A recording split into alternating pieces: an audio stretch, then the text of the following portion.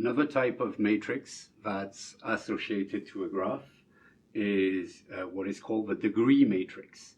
So the degree matrix, as the name implies, is actually quite easy to build.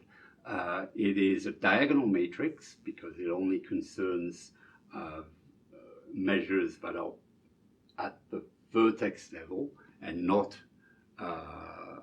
in terms of, it's in terms of connections with the other vertices, but where we forget what the connections are actually. So the diagonal entries in the matrix are the degree of the vertices, and the off-diagonal entries are all 0. When we have, so here I've gone back to, I've kept my previous example. In the undirected case, things are quite simple. So here, for example, let's forget that there are arrows. Okay, let's blink hard enough that we make these arrows disappear and just keep the edges. In that case, the matrix would be a diagonal matrix that would have that guy has degree 1, that guy has degree 3, 2, and 2. So that's degree matrix for this case. So of course, that's the shorthand notation. It should be a 4x4 matrix with a bunch of zeros and just those entries on the diagonal. But I believe we've seen that before. This is a completely valid notation for a diagonal matrix. If we go to the directed case, so now we do not forget that there are arrows on these edges, then things are a bit more complicated, because if you recall, for degree, and I mean we'll see degree again and again and again, okay, this is something we'll get back to. For a degree, in terms of a directed graph, it's important to distinguish between in degree and out degree. In degree is the degree when you count the arcs that terminate in a vertex. So if I'm looking at, let me call it D plus. Okay, so that would be just D here. Here that would be D plus. And if I'm looking at in degree, A has degree 0, okay, because there's no arrow that terminates in A. B has degree 2, C has degree 1, and D has degree 1. If I look at in degree,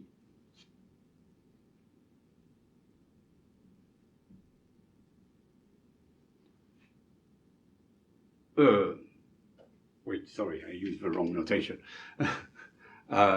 This here is, yes, out degree, no, so what did I do here? This, okay, so this is D minus, sorry. So this is in degree, and this is out degree. Sorry, I'm getting confused. It's getting a little late. So this is the number of arcs incident into, and so incident into, I have 0 here, 2 here, 1 here, and 1 here. Incident out of, so going out, I have 1 for A, 1 for B, 1 for C, and 1 for D. 1 for D, yes. Okay. And just in passing, you can see that the undirected arcs sum to the directed ones, okay, which makes sense, because if I ignore the direction, I am going to have these sums here. Okay. What might be a bit more problematic is if we have a loop. Loops might change things. So that's the degree matrix. The next type of matrix we're going to look at, and this is another one that we might see in applications, I'm not sure yet what type of application I will do, but this comes up quite often. So suppose I have a directed graph, typically, but doesn't matter as usual. So assume it's simple. That's important here. So no loops. With n vertices. Then the Laplacian matrix is the matrix that you obtain by subtracting from the degree matrix, those that we just computed, the adjacency matrix. So in the undirected case, okay, we define it just by d of g minus a of g. Of course, in the directed case, we have to choose which one of those two guys we use. Okay, so it's going to make a difference, obviously, if we use the in degree or the out degree.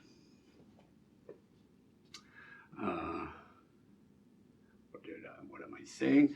Yes, of course, the fact that it's a simple graph, we're assuming G is simple, then your adjacency matrix, there's no loops, so the diagonal entries are going to be just 0. Okay. And because it's simple, there's no repeated loops, there's no parallel arrows or parallel arcs, or edges or arcs. I've only got 0 ones. Okay, so in practice, that's what things will look like. If I have diagonal entries, I have a degree. If I have vertices that are adjacent, that are connected by an arc or an edge, I will have a -1, and I'll have a 0 otherwise. Because the -1 comes from this, okay? It comes from the fact that we're subtracting the adjacency matrix. So the Laplacian matrix has super cool applications. For instance, I work a lot with Laplacian matrices in some of the work I do. I'm not going to go into the details at all, don't worry. But they come up a lot of times in applications that deal with flows. Because as you can see, this, I mean, you can describe how things move along the graph using this. And I'm just going to give you a few examples. Oh, I forgot to start. Okay, I'll do that, although I forgot to start. I don't know how long I've been going on for, which means it's problematic for the next video. I will need to check before I go any further. Okay, so we did before counting trees. Let's look at counting paths, and this is much, much better. And this has very interesting applications that I'm going to spend a little time discussing here. This is really the heart of the connection between matrix theory and graph theory, and that's where the things mingle in a satisfying way. Okay, so let's look at this. So there's some very cool properties here. The adjacency matrix, if you look at it, this theorem here, and I'm not going to, again, no proofs, but it is a fundamental theorem, okay? So this is a very important theorem, and it's very cool. So suppose I have a graph, and I have its adjacency matrix. I denote P, the matrix that I get when I raise the adjacency matrix to some power. Okay. And by that, I mean that we are going to multiply the matrix by itself k times. Okay, we're not taking the k power of the entries, we're just multiplying the matrix by itself k times. When we do that, we get the number of distinct paths of length k from one vertex to another in the graph. So that is very cool. Let me show you this.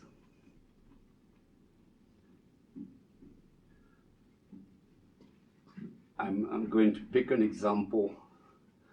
I'm going to sort of take a recurrent example because I think it's an interesting one. And we'll come back to it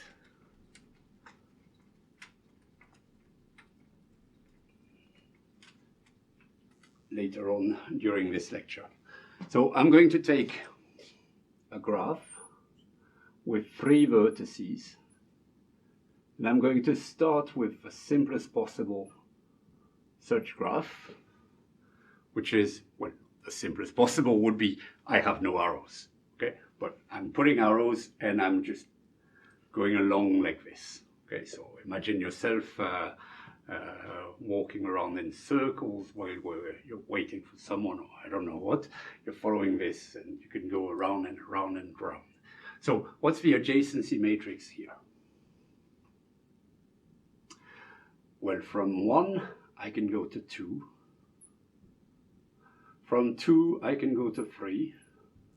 And from 3 I can go to 1. What that theorem says is that when I take a squared, which is just a times a,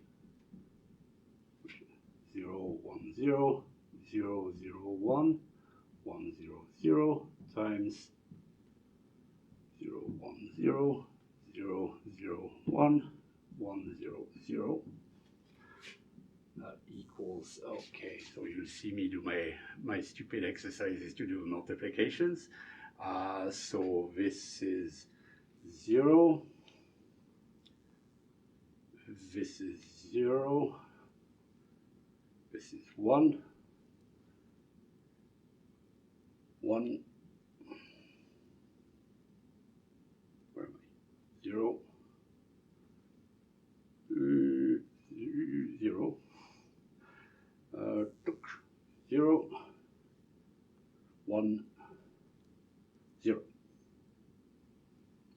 So what this theorem tells you is that this is the number of paths of length exactly k, 2 in this case, in the matrix between vertices.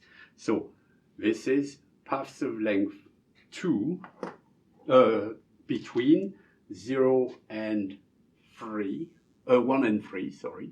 So this is this one is this one, and this one is this one. Okay, and you can see what's going to happen. I could actually predict, let me use the fact that we have plenty of colors, I could predict what a cubed will be, because a cubed is going to give me the number of paths of length exactly 3 in this graph from one to the others. So what's the path of length 3 from 1? 1, 2, 3. Path of length 3 from 2? 1, 2, 3. Path of length 3 here, this. So what's a cubed? It's identity, okay? Because there's one path of length 3 from 1 to 1, and no path from 1 to anything else. So a cubed is the 3 by 3 identity matrix. What happens if I go one more? Well, one more, length 4, would be 1, 2, 3, 4. I'm falling on 2. 1, 2, 3, 4, falling on 3. 3 goes to 1, 2, 3, 4. So A4, in turn, is equal to A. And that's just going to go round and round and round. So this is not an interesting one, but I mean, we'll come back to it later. It is interesting not in terms of counting the paths, but it is interesting in terms of the fact that you can see that here we keep on repeating. So if I take A5, it's going to be equal to A2. A6 will be identity again. A7, etc. So we have a cyclic pattern here. Not cyclic in the sense of a path that is cyclic, but like the pattern is repeating itself. Now let's change things a bit. Let me not make this graph simple. Let me at a loop here. So a loop from 1 to 1 is, in my adjacency matrix, is this guy. And now let's compute A squared by doing what we did before. So instead of taking the matrix multiplication, let's see what that gives in another color. So from 1, what can happen to me? Path of length 2. I can go hop, hop. Okay? So I can go there. I can remain in 1. Or I can go hop, hop. Path of length 2 as well to here. And then I can go hop, hop. From 2, I can go to 1. There's no choice in this case. And from 3, I can go to 2, or I can go to 1 and jump again there. Okay, so I'm not going to represent it like this. I should represent it as an arrow like this. This means that A squared in this case is going to be what? So from 1, let me stay in pink. From 1, I can go to 1. And remember how we're going to count. So how many paths of length 1 from 1 to 1 is there? There's a single one, okay? I did that. From 1 to 2, I have a single one as well. And from 1 to 3, I have 1. From 2, I could go, I have no choice. And from 3, I could go to 2. Yes, I have it here. I could go to 2, couldn't go to 3. I could go to 2 one way, and I could go to 1 one way. And where it's going to become even more complicated, I can't see anything, so I should switch colors, is when I look at A3. Because now I'm going to have different choices. Well, I mean, when I go even further, I will have more choices. So probably I should do this computation, just show you on the computer, okay? But you'll see that at some point there's going to be a certain number of ways to do things. Because if I'm looking at paths of length 5, for example, out of 1, I could do 1, 2, 3, 4, 5, or I could do 1, 2, 3, 4, 5. These are 2 paths of length 5 that start at 1 and finish at 1. Okay, so you can see that, and that's what's going to accumulate in this matrix. Now, there's a very cool connection with linear algebra, and it starts with the following definition.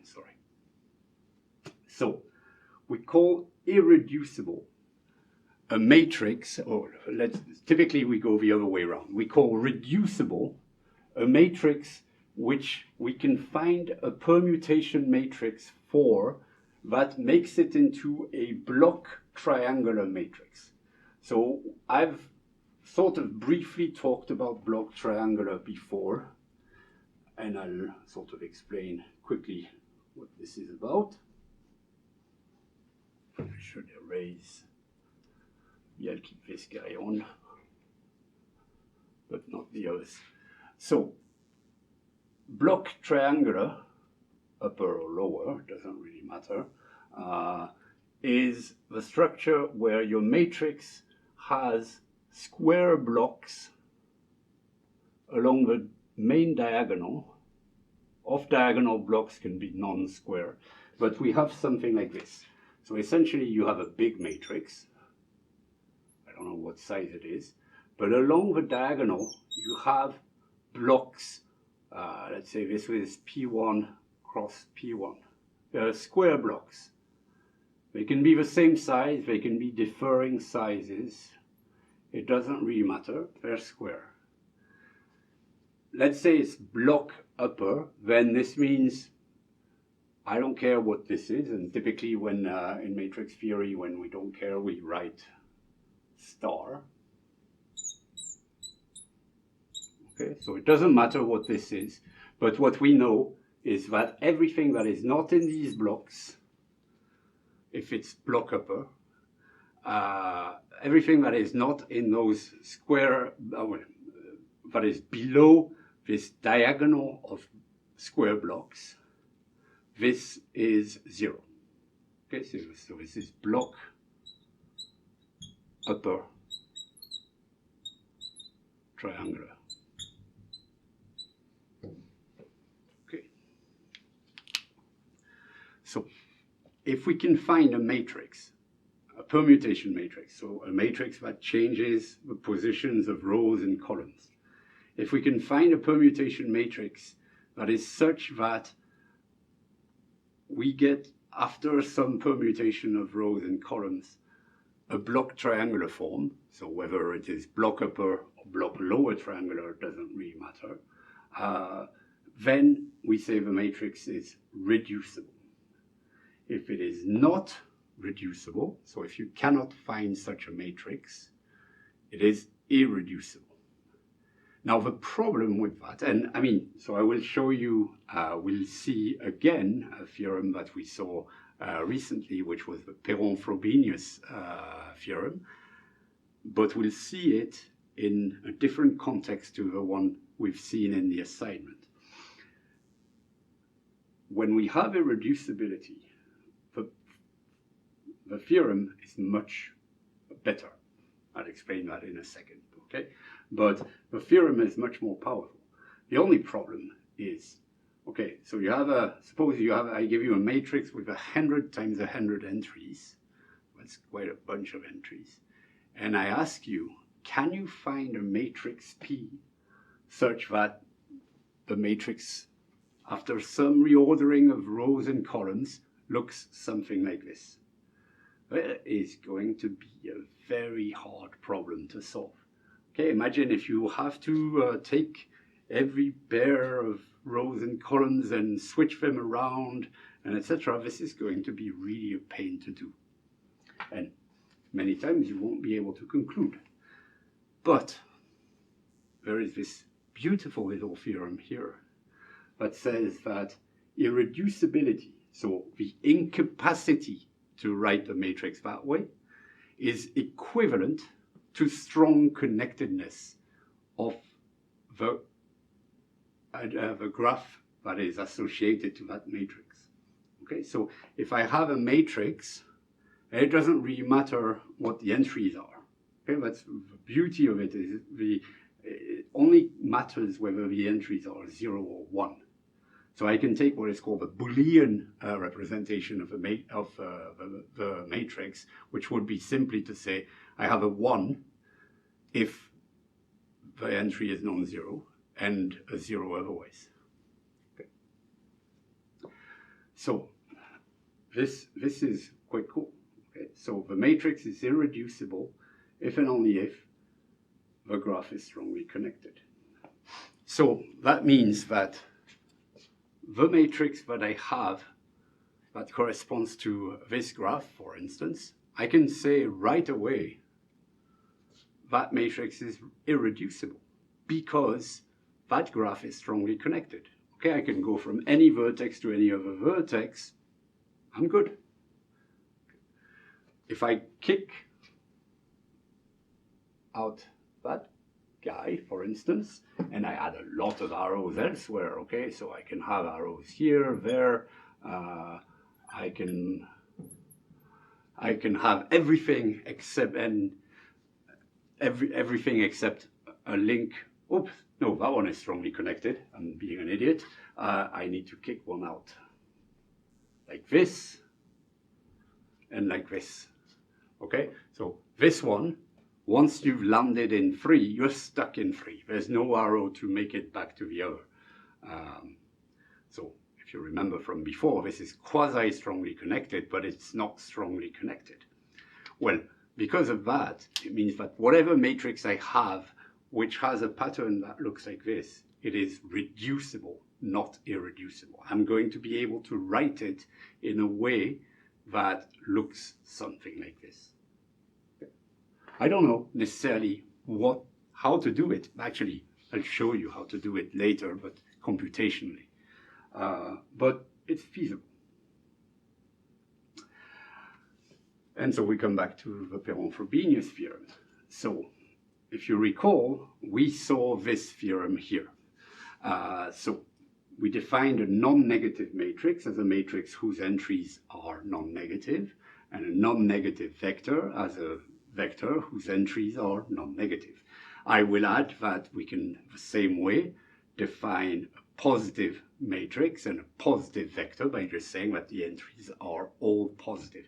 And I should stress, by the way, this was not done quite properly in the assignment, that in this result here, we say v greater than or equal to 0, but we should also make it clear that it's not 0. Okay, it's an eigenvector, so it can't be 0.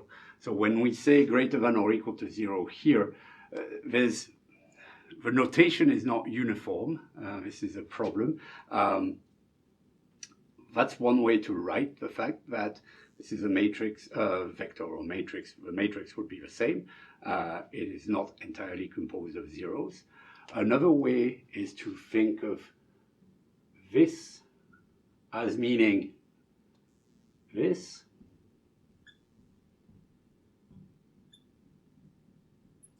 and this notation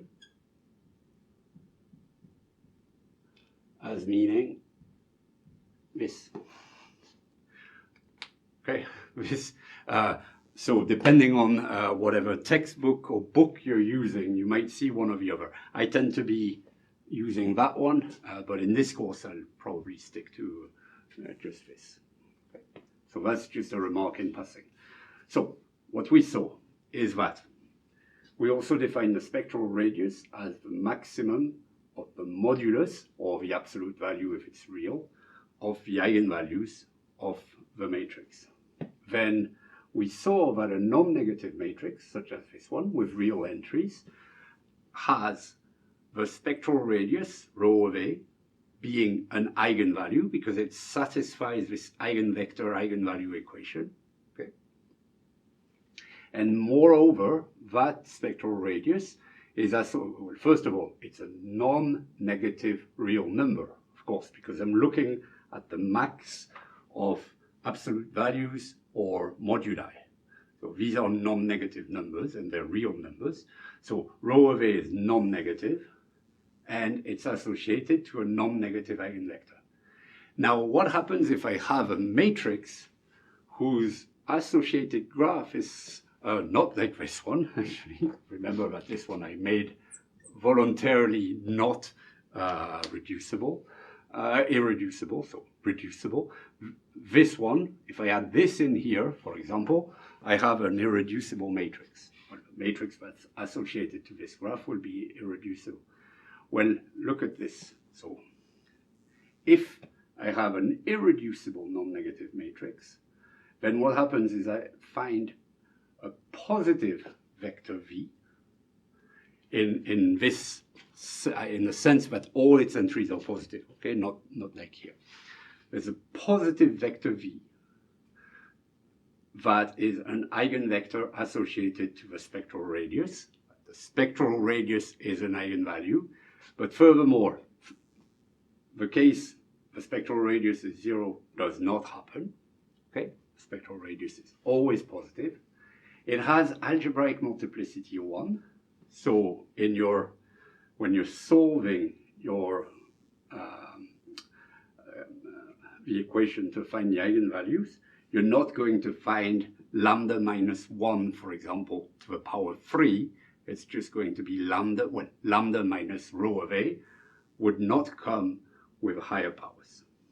And furthermore, there's no other non-negative eigenvector associated to any other eigenvalues of A. Okay, so that vector v here is the only positive or non-negative eigenvector that you will find. So, for example, if in the question we had in the assignment, when you're thinking about that stochastic matrix, if the matrix is irreducible, and it's not given, okay, even with a stochastic matrix, it might not be irreducible. But if it is irreducible, then you know that the spectral radius, and remember the spectral radius is 1, that was one of the things we had to prove. So the spectral radius is 1 and that eigenvector of all 1s. Well, if the matrix is stochastic and irreducible, you know that any other eigenvector you find is going to have mixed sign patterns. Or, yes, mixed sign patterns. Okay. So that's quite interesting, and you'll see there's good applications of that. Now we can go even further and look at a situation which is essentially the example I was doing before with my matrix of my rounds there. We say that a matrix is primitive with primitivity index equal to k. If that k, if there is a k in the positive real numbers, okay, so when I write n star here, I mean not equal to 0. So these are the positive integers. So if there's a positive integer k such that a to the power k is positive, and the smallest value of k for which this happens is the primitivity index. A matrix that is not primitive, we say imprimitive. Now, again, as often, you assume a property that's quite strong. So what's going to happen is if your matrix is primitive, then it's irreducible. But the converse is not true. Okay? And we'll come back to an example where I'm showing you about this. Now, if you look at a matrix A like this, it's irreducible. If you suppose it's irreducible, and you can find a diagonal entry, AII, okay, over here, so that is positive, then the matrix A is primitive. That's a sufficient condition, okay? It doesn't have to hold. You have primitive matrices with 0 on the diagonal, but if you have an irreducible matrix with a positive diagonal entry, then you know automatically that it is primitive. We call index of imprimitivity the number of eigenvalues that have the same modulus as the spectral radius. And we typically call rho p that spectral radius, lambda p, okay, it's for Perron. So lambda sub p is, we often call it the Perron root of A. It's the eigenvalue that comes out from the Perron-Frobenius theorem. Okay? Because we have primitivity, we have irreducibility, and therefore we know that this theorem holds. Okay? And that rho of A is an eigenvalue. So if you look at the index of imprimitivity, so if d equals 1, so if the only eigenvalue with the same modulus as rho of A is rho of A, okay, then the matrix is primitive. And otherwise, the matrix is imprimitive.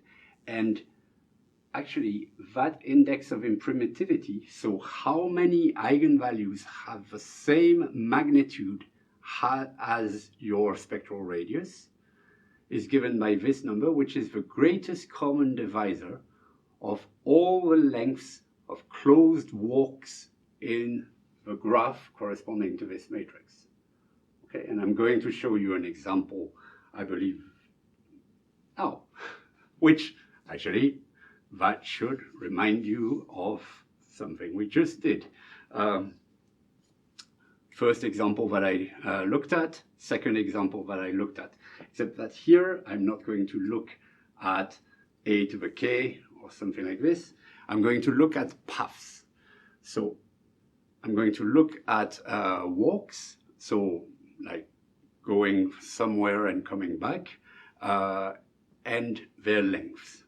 So going from 1 to 1,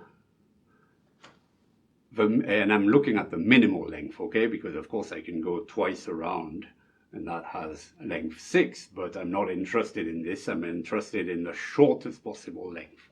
So a path of length 3 is the shortest that you can have from 1 to 1. A path of length 3 is the shortest you can have from 2 to 2, and likewise from 3 to 3. So each of these paths has length, closed walks, sorry, has length 3. So that means that the greatest common divisor of these 3 paths is 3, of these 3 numbers is 3. So the index of imprimitivity is 3. That means that if you were to compute the eigenvalues of this matrix, and I should have done so and I didn't, if you were to compute the eigenvalues of this matrix, you would find 3 eigenvalues. One of them would be positive and real, and the other 2, I'm not sure. I probably could do it right now, actually. I'm not entirely sure of what they are, but what I know is that they will have modulus 1 as well. So they will be on the circle with radius, the spectral radius. Of course, at 1 we'll have the spectral radius. Because that graph is irreducible, we know that the spectral radius has multiplicity 1. Okay, so we know there's only going to be, so now I'm going to draw over my head.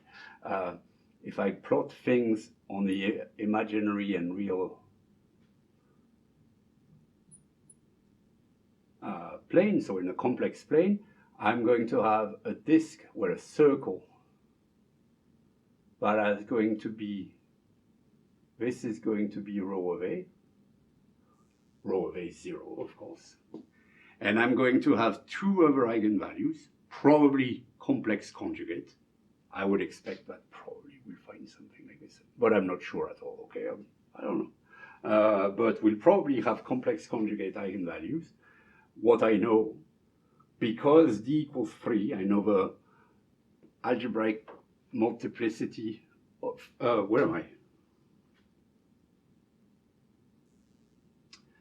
Sorry, I know that the number of eigenvalues with same modulus as, not the algebraic multiplicity, the number of eigenvalues with the same modulus as rho of A will be 3. So probably I'd expect that we get a pair of complex conjugate eigenvalues. Not sure. Probably. I would say normally they form some sort of triangle like this, or some polyhedral figure when they're spaced out around the disk of a circle with radius rho A. Okay? So that's it for that thing, and remember, that makes sense. If you recall what I was doing when I was playing with that matrix here, we saw that A4 was equal to A, A3 was equal to identity, and so on, and things go round and round. Now, this one, which is the next one I played with, now if we look at the closed walks here, and we wonder what is the length, the shortest closed walk, so starting in a vertex and ending in the same vertex, well, those for 2 and 3 are a bit like before, but for 1, the shortest walk I can take is just around that arc here. So that shortest walk has length 1. The greatest common divisor of 1, 3, and 3 is 1.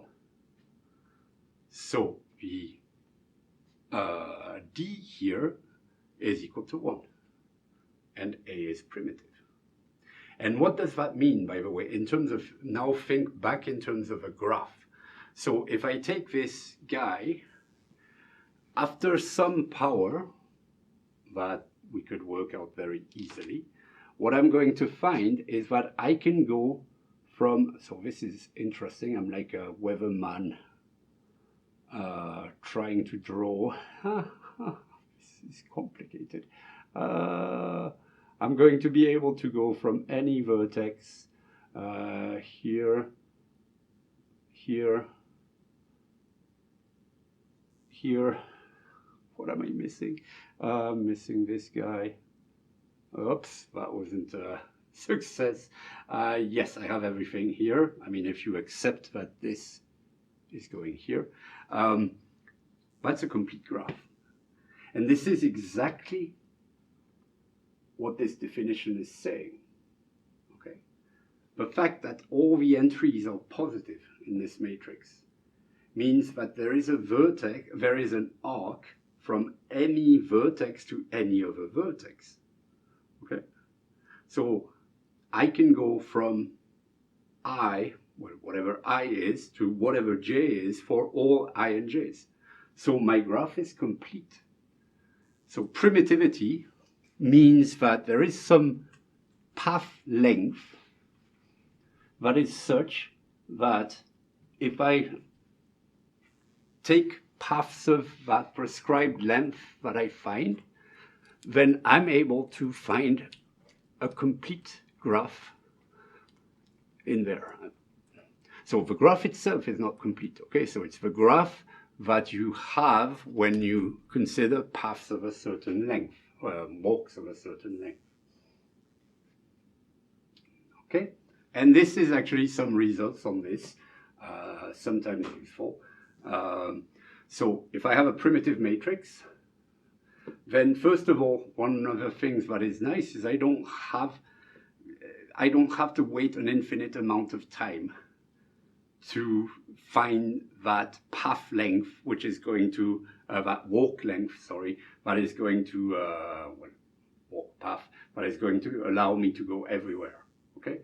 Actually, I know that the k I'm going to find is going to be less than or equal to this value.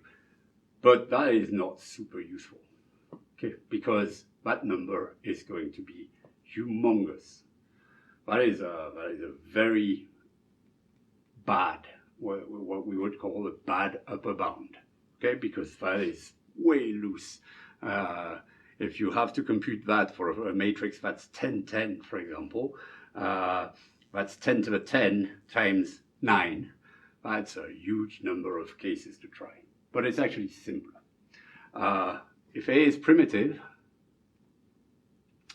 then you can bound, and you, if you have a shortest simple directed cycle in there that has a certain length, then you find that the primitivity index is smaller than this number. That's already much more manageable. Okay. This is another one that's sometimes easy to try, although this thing can be hard to compute. We know that if a matrix is primitive, and we can show that's what I mean, but if a matrix is primitive, then its power n squared minus 2n plus 2 is automatically going to be a positive matrix. So suppose you have a cheap way of computing the n squared minus 2n plus 2 power of your matrix. You just need to throw this in the computer, check that that matrix is only positive entries, and you're done. Still not ideal, because that can be quite big. If I have an irreducible matrix, and that I have d positive entries on the diagonal, then the primitivity index is going to be less than this number. Okay. They're not super useful, but they can come in handy from time to time. This is again a bit to illustrate things so that you see other things. And what I'm going to finish with this lecture is with a sort of general statement of the Perron-Frobenius theorem. as a graph. So doing graphs, might as well show you a graph. So take a non-negative matrix, call lambda sub p the Perron root, so like the dominant, the eigenvalue associated to that theorem, okay, that eigenvalue that we find. We can look at left and right eigenvectors, well, right and left. So that's the eigenvectors on the left and on the right, so of the matrix and of its transpose, corresponding to that Perron root. If you call D the index of imprimitivity, and lambda j the eigenvalues of the matrix. And you say lambda 1, the first eigenvalue, is the Perron root. Then there's this tree, or arborescence, of possibilities. So if you have a non-negative matrix, so that's the loosest that you can have, then your matrix is reducible, then what you have is what we have from the theorem. The Perron root is non-negative, the theorem in the assignment, I mean. So the Perron root is non-negative. The associated left and right eigenvectors are also non-negative, and the Perron root, so the spectral radius, is greater than or equal to all other eigenvalues in modulus. If, on the other hand, the matrix is irreducible, so this becomes better, if we have irreducibility but we don't have primitivity, then the Perron root is positive. It's associated to positive left and right eigenvectors. The eigenvalues that have, if you want, that you have d minus 1, 1 being the first eigenvalue, you have d minus 1 eigenvalues that have the same modulus as your Perron root, your spectral radius, and all the other eigenvalues are going to be inside the disk with radius, spectral radius. And the strongest possible conclusion that you can get is if the matrix is primitive. So if the matrix is primitive, it's like for the irreducible case, the spectral radius Perron root is positive corresponding eigenvector, vectors plural, left and right, and the Perron root is larger strictly in magnitude to all other eigenvalues. Okay. So this is it for now for the links between graphs and matrices. As I said, this will be the topic of further lectures. But for now, we're going to move on to something different. I might throw in a video with some computer usage related to everything we saw in those videos, but I don't know yet exactly what I'll do, but I will most likely do this. What we are going to do starting in the next lecture, the next Lightboard lecture, we're going to look at properties, how to characterize properties of graphs. That's going to be very, very important from a practical perspective. If I give you a graph, how do you describe it?